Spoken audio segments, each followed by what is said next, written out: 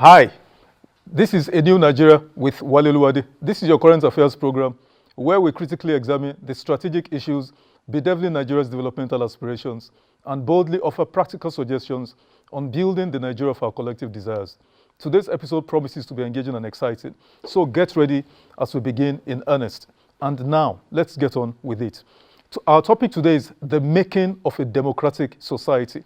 Regardless of strident proclamations to the contrary, the democratic experiment in Nigeria has been less than salutary. In 24 years of unbroken civilian rule, the evidence will seem to suggest that it has not delivered or performed even minimally as it ought to. The critical metrics of determining a nation's democratic health and viability are all in the negative. Importantly, with the just concluded cycle of general elections and the attendant gross disillusionment and disappointments in its aftermath, many Nigerians are left wondering if this is the best option or system of government available to us in the given circumstance. What do we need to correct as we go forward? Who are those responsible for this vital responsibility? These are some of the issues we're examining today. We'll take this short break, and when we return, we'll get right into our conversation. Please stay with us.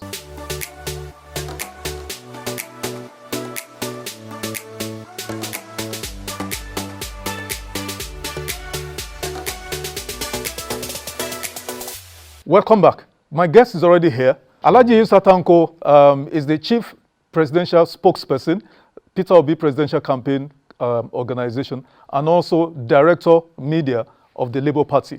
Once again, good afternoon. Thank you very much. You're welcome. Thank you. So let's get right into our conversation. In your view, there's no point asking you for a general assessment. I mean, I've seen you here and there making contributions after the elections and all of that. So what went wrong, both with the February 25th and the March 18th election cycle? What went wrong in your own opinion? Okay, interestingly, your program has a tag for A New Nigeria, Exactly. and then it goes so closely with our mantra. Exactly. I don't know who took what from who, whether you guys took from us or... The lawyers will call it consensus addendum, meetings of the mind. Exactly. Those who really want to Nigeria to exactly. change. So it's very honorable to be on your program, and I'm happy to be here. Same here. Now, when you ask the question as regard to really what went wrong, there was a rising hope for the Nigerian people, especially the Nigerian youth, who have been completely annihilated from the system for a very long time.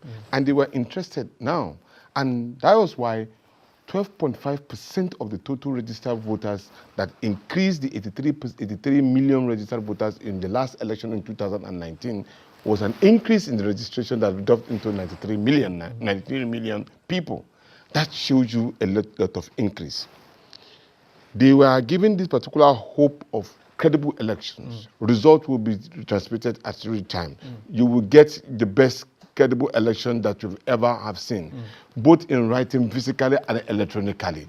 And everybody was interested in it. And so, when they saw that particular Ifora, Edo election, Ondo election, was a seemingly free and fair election, Osun, because this particular technology was put into use. So it increased and jacked up their hope. 3 elections took place on the same day. Federal House of Reps, Senate, and the presidential election. The result of the Federal House of Reps and the Senate were reported at real time, as promised by INEC. But that of the presidential election, there was a contradictory statement coming from both the Minister of Information, who went outside the country to say, no, that particular election result was deliberately stopped. That, of course, in indicting on INEC. But INEC said it was a glitch that they had. The glitch only affects the presidential election. It didn't affect the Federal House of Reps. It didn't affect the Senate. In the election that took place on the same time, at the same time. That was the cause. So that gave room to so many... It dashed a lot of hopes. It dashed a lot of hope and put a psychological trauma on the Nigerian youth. And now, on the 18th, because that particular election of the 25th was not managed as been promised, there becomes a lot of problem. That even brings a lot of problem that they had to shift it from the earlier date to another date of the 18th of March. In that election, many people were disillusioned, especially they don't believe in it anymore. So many did not really come out to really vote for the candidate of their choice. You could see the discrepancies and the numbers that You're talking now dropped about the governorship and the state houses of assembly elections. Exactly. And that, of course, drastically affected that particular election. We appeal to a lot of people to come out, but yet they are so disillusioned. Some of them had psychological trauma. Some even had to hang themselves. A young man in Plateau hanged himself. Let me ask you. Let's focus on the presidential, because you are the chief campaign for the chief spokesperson for the Presidential Campaign Council of the Labour Party. Have you heard some informed Nigerians, in fact, co-contestants with your principal, who have said this cycle of election is the best elections ever in the history of Nigeria? You've heard that? No, I have not. And in fact, no. Okay, just hold on. Now, and when they say that, they cite the examples that the president-elect now, then candidate of the APC, lost Lagos to your principal. That's something that was unimaginable before the elections. Your principal, Peter Obi, won Lagos, the stronghold of Bola Ahmed Tinubu, the president-elect now. Also, I mean, Peter Obi did extremely well. He won the entire Southeast, maybe you say expectedly. He did pretty well. Even Okowa, the vice presidential candidate of the PDP, Peter Obi won in Delta, where Okowa is the sitting governor, and so on and so forth. I mean, look at Plateau, look at what he returned in Plateau, Nasarawa, and some of these north central states. So, what do you say in less than a minute? What do you say to those who say this election was so keenly contested and is the best? Answer this in text, because I have more questions. So that let me share an experience with you and knowledge with a lot of Nigerians. I must give it to those who allocated this particular election result. They were so you brilliant. Think it was allocated? Oh, of course it was. They were so brilliant in doing what they're doing. What they did was this. They made sure that the areas where there will be spark of trouble, they made sure that it was delivered. Even though it was delivered in such a way that we will not cry, but we will have won. Example of Lagos State. We won election with a landslide victory of about 900,000. Where did you get that from? Exactly, because we did not even make the statement. It was even made by the PDP. Yeah, the PDP made that particular statement based on the results sheet that they had on their own. In Plateau, we won quite all right, but the last margin that we won was narrowed down. We won with about 1 million votes. But here is the catch. They made sure that in those particular areas, they got the 25% that they required. We won the election, it looks good. So that was why the brilliancy of their manipulation and stealing of the voting came in. That's your own opinion. But let me also throw this in, like I said, the number of questions, and because of time, we need to take them quickly. There is this argument, and I'm sure you are familiar with this one, that your principal, His Excellency Peter Obi, played the role of a spoiler, but not just himself alone. Likewise, the G5 governors, led by Nyesom Wike, governor of Rivers State, Seyi Makinde, Samuel Otom of Benue, Ifeanyi Ugwan of Enugu, and Okezie Ekpeadu of Abia, together with Kwakwan, so that if these three power blocks in the PDP had remained in the PDP, there is no way Asiwaju Bola Ahmed Tinubu would have won this election, because between Peter Obi, who scored 6.1 million, Atiku Abubakar, His Excellency, former Vice President, who scored 6.9, and Kwankwan, so that's almost 15 million votes, compared to the 8.9 scored by Asiwaju. What do you say to that argument? Why don't you? Why did you guys divide your votes? Why didn't you present a common front? Why don't you also look at it on the reverse way? Which is? Meaning that if the PDP has flown in, or major of them have agreed to work with the Labour Party and Peter Obi, we will have won the election. So we wouldn't have been a spoiler at that particular time, been adjourned. They have been the spoiler. Let me explain this. The PDP, as it were, had made a mess of an opportunity given to it for 16 years. The Nigerian people do not believe in that particular mantra of the PDP anymore. They were looking for a new political party that can resonate with them, and that was what Peter Obi represents. And in that case, if they have understood that particular fact, that they have been given an opportunity, and in fact they have messed it up for a particular, they will have said, okay, let us just tarry a bit, let us give Peter Obi the full support. I hear you when you say your boss, the PDP should have collapsed everything and supported your boss and all of that. But your boss was given an opportunity to participate in the primaries in the PDP. He did not even wait. Now, that's one point. Now, the other point is that in 2019, just 4 years ago, at that election, your boss, Peter Obi, was the running mate to former Vice President Atiku Abubakar. So some people are saying, why the haste? Why the unnecessary or undue, the unbridled ambition? That's one. But what is important to me, and that's what I want to ask you, is that do you think your principal could actually have won this election? Does he have the spread nationally, especially in the core north, northeast, and northwest? Would he have delivered? Let me go back. Let me start answering your question from the third position that you took. We actually won. Not that we wouldn't have won. We actually won. How? And now let me give you a given. I challenge anybody, including INEC, the security agencies, the political parties, to bring out the real result of the election, and you will find out that I'm right. Let me ask and you. I remain to be challenged by any of these particular elections. Because when you say now, they should up till now, as we are now, the result sheet of the election have not been correlated, even on the RF. So yeah, they could not some gaps. So you cannot imagine for months after a presidential election has taken place and the result has not been put in. Now, at regard to the issue of Peter Obi he couldn't wait to join the PDP, it's simple. The truth about it is that he realized that there is no way in which the PDP could deliver, considering the backlog of the decay in the former leadership of the PDP. So that is the reason why he needed a new place. And then thirdly, the most important one is that Nigeria needs healing. For a very long time, my people under Nigeria, about 62 years, if I'm not mistaken. Yeah. Out of the 62 years, 52 of those years have been run by the Northerners. I am a Northerner, a proud one as that. The development of this country is so backward, especially from my own end. What have we done? Have our people been affected positively? Can they go to schools? Can they go to their farms? Are they secured? Can they do any economic importance to themselves and the people? Virtually the answer is no. When you go to the street of Lagos, it is my own same people that you meet on the street. And so therefore, and then here we have agitation, both from the southwest and from the north, from the southeast. These agitations are real, and they are almost inimical to the survival of the country itself.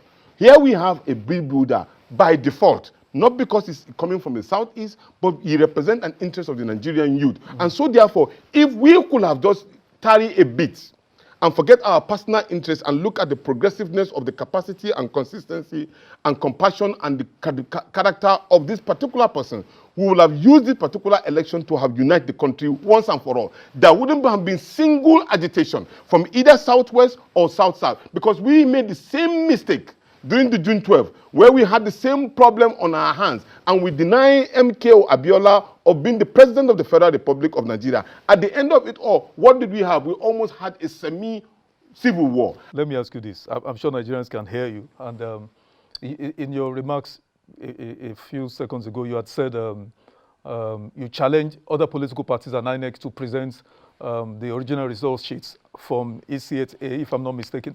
Exactly. So does that mean Labour Party does not have polling agents in all the 176,000 polling units to have your own? I was waiting for I want that response, yes or no. You don't have it. We have. I was waiting for your answer. Great. That was why we hinge our own result and say we actually won. That was why I'm so bold from enough. your own I'm bold from enough your to own tell tally, you. from Yes. your own tally of Yes. all these Yes. original result sheets, Yes. your principal Of course won. we won. So how come INEC said your principal not just lost, he came third behind Alhaji Atiku I Abubakar? just told you that they allocated the results. That's your own No, opinion. I just told you, and with facts. Malam I just told you that they allocated the Malam results. Yunusa, we'll take this short break. When we come back, we'll continue with this conversation. Thank you. We'll take this short break and then we'll return and continue with our conversation. Please stay with us.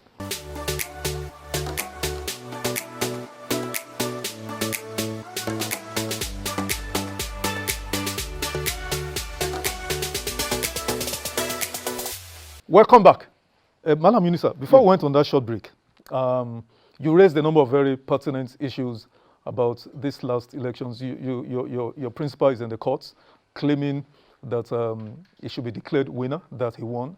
And but then that is contrary to the results as declared by INEC, because don't forget, I mean, your principal is declared third. The second runner-up, the first runner-up, which is PDP, Alhaji Atiku Abubakar, is also in the courts. What exactly, I want you to do this very briefly so that we can take as many questions before in the limited time we have. What exactly is your petition resting on? What is the strength of your petition? Exactly. I was about to correct you that we did not. Our prayers raised on 5 issues. Okay. 1, we said that the declared president-elect did not meet the prerequisite requirement of Qualification. At Qualification. all. Because if you go to that INEC, is, you are speaking to yes, qualification. Yes, okay, that's one. When Two. he goes into the INEC portal, you will not see. Let's go on. Two. Yeah. We said that he did not win 25% of Abuja, which is actually a part of constitutional. Okay, that's the issue of is it mandatory or is just to be taken? It's mandatory. Okay, it's mandatory. That's two. And already been adjudicated on before. Okay. Then three, we also said that the election result, the election that was conducted based by INEC did not meet the required standard of INEC itself as pronounced by law. Okay. Then fourth. And then fourth, we also said that they have not been able to meet the threshold of the normal standard of electioneering. And fifth, Who said that standard? The INEC itself. Okay. The INEC set the standard. Okay. INEC set the standard. So we are following what they have said. And then fifthly, we are saying that the total election result that was already been declared should be cancelled because it did not meet the required standard as enshrined by the Constitution by INEC. Brilliant. Okay, so what's from, I mean, I'm sure you must have participated in some of the meetings with your team of legal experts. What confidence does your principal and, I mean, your team, what confidence do you have that this petition stands a chance at the judiciary? We are Democrats, a Okay. strong one at that. And democracy is built on the rule of law. A rule of law has already been established by both INEC and the Constitution of the Federal Republic of Nigeria. And that particular rule of law is what we are asking the judiciary to look at. Not look at the technicalities, but look at the substance of the case. Because the Constitution says that you must present your document as primary school certificate for you to run elections. That has not been presented by one of the candidates who assumed to have won the election. Let me ask you. And two, the Constitution also says that you must be able to meet the threshold by winning Abuja, which was not met. So constitutionally, we have put the judiciary in test at the moment now to look at how they can build a new Nigeria. Let me chip this in the short time we have left. Do you know the enormous responsibility that is placed on your team and your legal experts to prove substantial? Because what is the onus? The burden you need to discharge at the courts is to prove substantial non-compliance. Do you know the weight of evidence that you need to adduce before the courts? That's why I asked you. And then that's one. Two, Yunusa, in the history of Nigeria, democracy, conduct of elections, presidential level, are you aware that there has not been any presidential elections that has been overturned by the judiciary? Of course. And so what gives you the hope? Number one, I said the weight, the burden of proof you need to present, not hearsay, not emotions, not sentiments, proof. And secondly, what's the history that is giving you guys the confidence? Quickly, in 1 minute, if you can. That reminds me, Wally. Yeah. We are Democrats and we are scholars. Does not mean that certain things have not been done at a particular time cannot be done now. Yeah. And that is exactly the mistake that we've been making over the years. And that reminds me, when you say prove beyond reasonable doubt, remember one of our prayers is that the president-elect has also been found guilty of drug-related issues.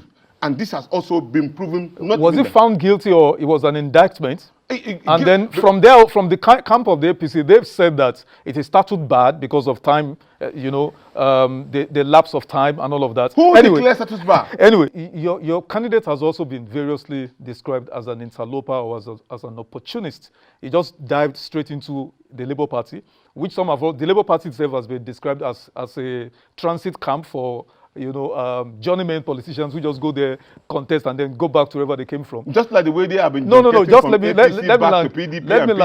Let me land. Now, this Labour Party, yes, is it really a political party? Of course, because as we speak, sir, it is embroiled in internal crisis. In fact, the reason why I fear for the petition of your candidates, of your candidates, is that a faction of your party has written to the courts to say, we don't want any petition, please disregard those petitions. And for your information, in 1 minute, sir, for your information, what is the status of this internal crisis? The status of that particular case is very clear. Peter Obi is the first plaintiff. The second plaintiff is the Labour Party. So in case, even if they have, that particular plaintiff of the Labour Party can only be executed, and Peter Obi will go headlong no hindrance with his case. That is clear. And besides, anyway, some of them have started shouting that they did not even write to INEC, to the court to withdraw the case, that they're solidly behind Peter Obi. So in that case, that particular issue is completely kept in abeyance. Let me give this statement, you know, like I read some people saying, and I don't know what you think about that. You don't have to respond. Some are saying, rather than, in inverted commas, not my words, what some analysts are saying is that, why are you guys wasting your time? Why don't you spend, why does your principal and his vice presidential candidates and you guys, why don't you just spend time the next 4 years, rebuild this political party, Labour Party, into a true party, and then so that you can face subsequent elections? Don't respond to that. That's what people are saying. I just said to let you know. I just said you should let you know. I just let you know. Malam, we're totally out of time. We're totally out of time. Thank you so much. We are building a new Nigeria. Where this conversation continues, I can guarantee that you'll come back again, you know, and then we'll look at the issue as they unfold. No problem. Thank you for coming. Thank you very much for having me. And that's the end of the interview segment. We'll take this short break, and when I come back, I'll give my closing statements. Please stay with us.